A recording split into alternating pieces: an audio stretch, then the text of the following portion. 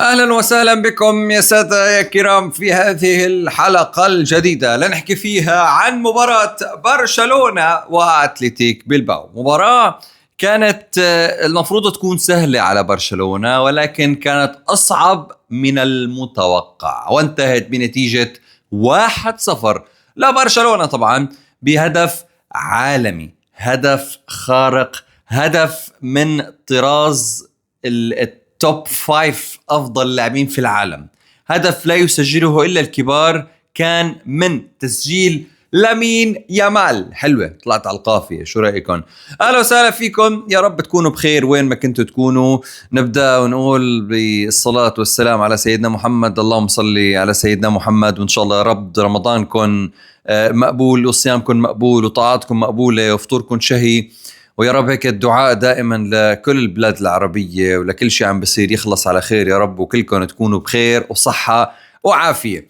لا تنسوا سيداتي وأنساتي وسادتي، لايك شير سبسكرايب، دائما كونوا معي بهاي القناة لنكبر فيها مع بعض. في كتير محتوى مختلف ومنوع رح يكون فيها، 80% طبعا كرة قدم، ولكن في بعض الأشياء التانية اللي رح أصور لكم إياها، رح أعمل لكم فيها أشياء كتير حلوة.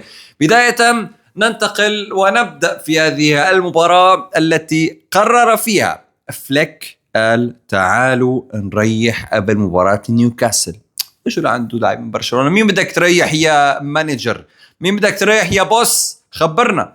قال لهم يا جماعة نحن دائما كل ما بينصاب عنا رافينا وكل ما بينصاب بيدري بيسرعونا صناع المحتوى، بيقولوا خلص برشلونة انتهى، فلهيك خليني حافظ عليكم. بيدري الله يوفقك ما تنصاب، عنا موسم طويل. استاذ رافينا الله يخليك ما تنصاب، بدك تروق، بدنا نهدى شوي، خليك رايق وما بدنا اياك تنصاب لانه عنا مباريات صعبة. وفعلا لم يدخل كل من رافينا وبيدري، واعتمد طبعا في الهجوم على نجم النجوم المبدع، المهاجم الخطير، المهاجم المكير، فيران توريس. فيران توريس يلي آخر 8 مباريات ما عارف يسجل هدف. فيران توريس اللي كتير من جماهير برشلونة كانوا يحكوا عنه بالزمانات، يعني انه والله شاطر والله والله منيح، هلا حاليا عم يجلطهم، يعني عم بيقولوا الحمد لله انه فيران توريس مباريات برشلونة عم تكون بعد الافطار، لانه اذا كانت قبل الافطار الوضع رح يكون صعب كتير، ما رح يقدروا يحضروا المباراة. فالمهم هذا المهاجم الذي بدأ وكان ما منه فايدة، طبعا منيح اللي طلع بعدين وتبدل مع ليفاندوفسكي. مجريات المباراة، هل كانت المباراة سهلة على برشلونة؟ لا. أتلتيك بلباو كان داخل واضح أنه فالفيردي داخل بطعم الانتقام، بنكهة الانتقام، لأنه آخر مباراة يمكن 6 مباريات ما ربحان على برشلونة وما له مسجل ولو هدف وحيد على برشلونة، والنتائج كلها كبيرة، شي 5-0 شي 2-0 شي 4-0 شي 3-0. فقال لحاله خلاص يعني لازم نعمل حل، وفعلا دخل بخطة حلوة، دخل بأداء جميل. كان أتلتيك بلباو ضاغط متماسك، وكان قاب قوسين أو أدنى من الوصول والتسجيل، لأنه كان في عنده فرص كتير حلوة.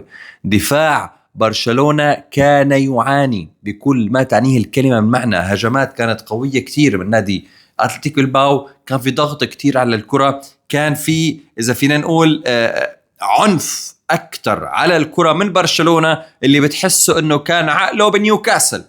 أنا عقلي بنيوكاسل، بدي شوف شو رح يصير مع نيوكاسل، أنا بدي أخلص مباراة نيوكاسل بالأبطال، عقله بالأبطال. فما كان في تركيز كتير كبير على هذه المباراة، إلى أن جاءت لقطة كوبارسي. هذه اللقطة ما بعرف، أنا بالنسبة لي شخصيا بحسها بطاقة حمراء، أنا بالنسبة لي شفتها بطاقة حمراء، ولكن حسب الحكم بطاقة صفراء، واعتبر انه هذه الكرة لا تستحق اكثر من بطاقة صفراء. قال شو السبب؟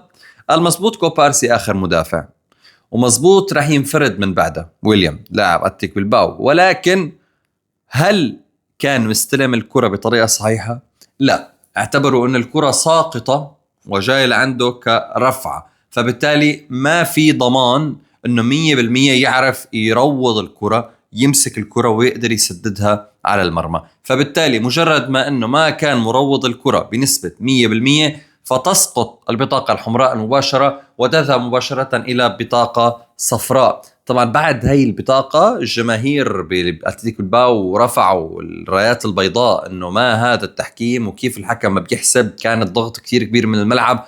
انا برأيي شجاعة كبيرة من الحكم انه ما يعطي بطاقة حمراء وانه يلتزم بالقرار حسب الكتاب. هو اعتمد الكتاب مثل ما بيقولوا. بس انا اذا بتجوني الحق كان لازم بطاقة حمراء وطرد مباشر. كان ممكن يغير ويقلب المباراة رأسا على عقب. من بعد هاي البطاقة رجع كان في كم محاولة لأتلتيك بالباو إلى أن تمت التبديلات. دخل كل من بيدري، ليفاندوفسكي، رافينا، اتنشط شوي خط الوسط، وتمريرة وصلت إلى لامين يامال اللي قدر أنه يهرب من المراقبة وسدد تسديدة عالمية، تسديدة عالمية يعني R2 على أقصى الزاوية من مرمى أتلتيك بالباو، من على يسار الزاوية دخلت وسكنت الشباك. يا ريت لو ما في حقوق كنت فرجيتكم الهدف، بس روحوا على حسابات الرسمية، حساب لا ليغا، حساب FC برشلونة، وبتشوفوا الهدف لأنه هدف عالمي.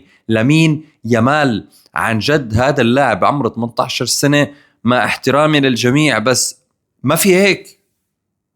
عنده كمية ثقة كتير حلوة، عنده أداء حلو بالملعب، بس بده أنا برأيي حدا يزبط له أموره خارج الملعب، يعرف يرتب له تصريحاته ويعرف كيف يخلي تركيزه بالملعب، لأنه مكسب كتير كتير كتير كبير لبرشلونة، ولاعب حاسم وبيقدر أنه يحسم مباريات كبيرة بأداء فردي بسيط أو بتسديدة بسيطة. فأنا برأيي هو ممكن يكون كتير بشكل جميل خليفة لميسي ببرشلونة.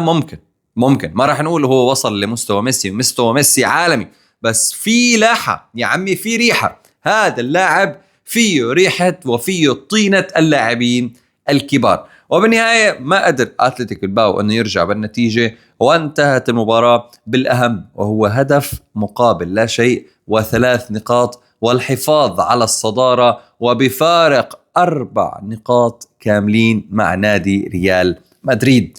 هلا بقى اللي راح يصير بالأبطال، ريال مدريد راح يلعب مع مانشستر سيتي، وبرشلونة راح يلعب مع نيوكاسل يونايتد. ولأجل الصدفة البحتة مباريات الكأس في إنجلترا كانت امبارح كمان مباراة مانشستر سيتي ونيوكاسل يونايتد. مانشستر سيتي اكتسح نيوكاسل 3-1. يعني أكيد مانشستر سيتي أقوى بكتير من نيوكاسل يونايتد، وطريق برشلونة سهل في الأبطال، بينما طريق ريال مدريد الله يعينه.